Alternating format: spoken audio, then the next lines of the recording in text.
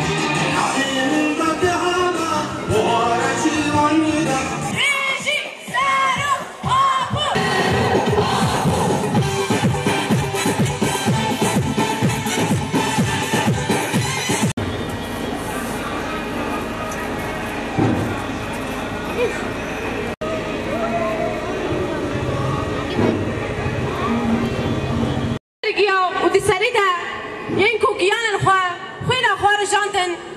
جبو هر زاروكك وهر جنك ببن تعجيز وتجاوز هذا درباس نبع ام شهيدن دوزا آزادية ببيرتنن وبرز داري بشنا خوال برنبري واند تاوينن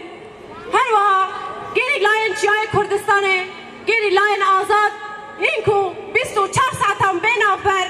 لچياي كردستانه لدجي في دولتا بي اخلاق شردكه جبو هر زاروکتی خوش جیان بکن ریبری ما یکو از 5 سال 12 دست بکرن جبو به ذهنیت قریش لهوله راکه گلی می ولاد پاریس ام هوفیتیا دولتا ترک دبینن کو لسر حریم ما لسر گلی ما لسر جنین ما لسر زاروکن ما ایریشن خوا بردوام دکه روزانه همال المشهد دخه ایریشن خوا لسر گلی ما دومینه ام دوغنا لبرش عباد بینن بری بیب حفتیه کشی مددکو چاوا ظلامکی 6 سالی دست ریجی لسر زاروکک 14 سالی و 10 سالی دنو برا حفتیه که دکر ام جی ایشکه پر مزنت هندری مده کو دست ریجیک او قص قریش لسر زاروکن وی گلی تکرن لسر پیش روشا وی گلی تکرن ام دبینن روشانه لعفرینا داگر کری جنت رواندن زاروکتن تجاوز کرن گچکی 14 سالی گچکی 10 سالی چاو مروف دکاره باوی تجاوز بکن تو دنیای دا تو اخلاق وقت اخلاق فی دولتی تنه تو دنیای دا دولت وقت فی دولتی تنه کو چاو بدست چدلوی قریش زاروکن فی ولاتی تن تجاوز کرن زاروکن فی ولاتی تن تعجیز کرن دبن اشکنجه را درباز دبن ام روزانه فيك تبينن امشي وقت جنين جوان دبك وقت قلي كرد روزانه لسر بيابن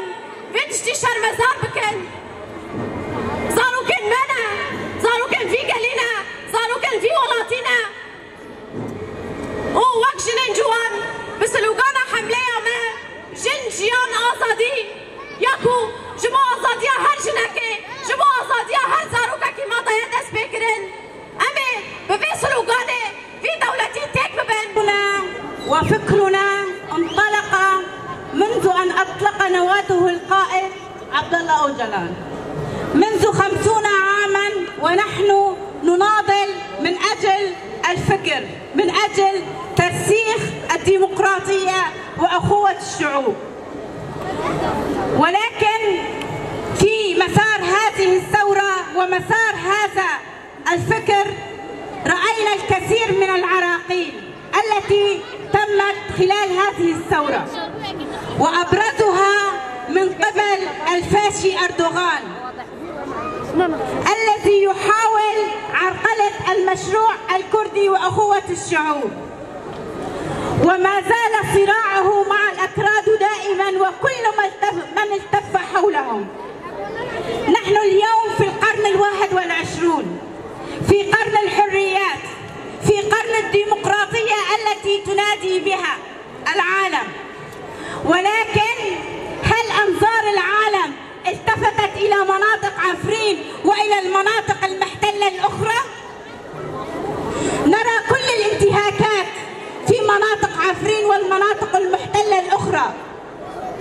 الجرائم الوحشية التي ارتكبت في مدينة عفرين، لماذا لم يسلط لها الضوء؟ لماذا لم يسلط لها الضوء من قبل العالم؟ ونحن نعلم أبسط الأحداث تصل إليها كل وسائل الإعلام، لأننا ننادي بالفكر الديمقراطي، وهذا لا يناسب الدول.